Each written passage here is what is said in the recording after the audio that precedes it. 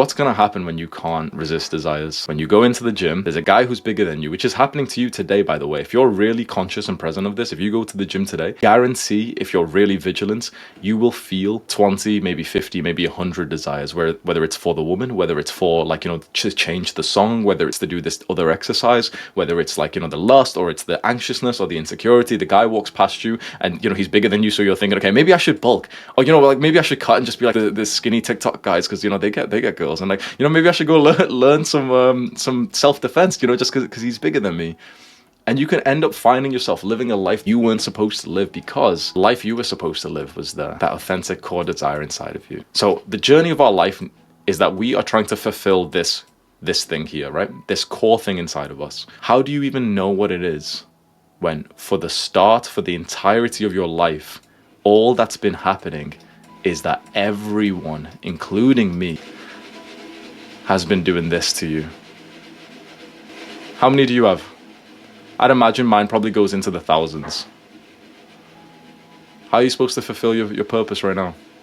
There's school. There's what your parents said. There's the chocolate you're addicted to that was made by evil scientists. There's the other type of food. There's the lust and the porn that you've been watching since you were 11 years old, and that girl and this girl and that girl, and party lifestyle. And maybe you should play video games. Maybe, I could probably become an esports player, and that guy's bigger than you. That guy gets more girls than you. I should probably, start creating content on TikTok because the algorithm's like really, really good.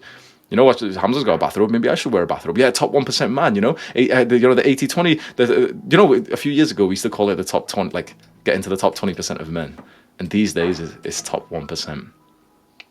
Do you see how much like bullshit when you watch influencers like myself? This is what's happening. So how many hours a day are you spending on the internet?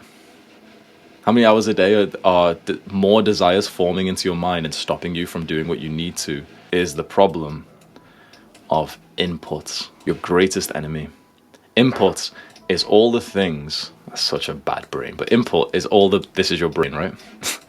So bad of a drawing, I'm gonna have to write what it is. Input is all of the things that are going into your brain. It's this lecture right now. It's the YouTube video. It's the community post on Adonis school. It's the YouTube videos by other guys. It's Huberman. It's your school. It's your parents. It's even the food. There's a lot of input going inside of you right now. The only way for you to figure out what, this core purpose is, if there's absolutely no inputs, pure silence, and it's only outputs, it's from the inside going out. This is why I used to say this, right? And I used to even say that this was my best advice ever. And I was saying that this was my best advice ever before I even knew this, right? What was it?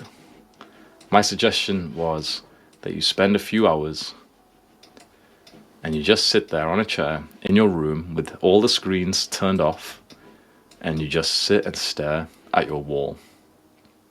No input.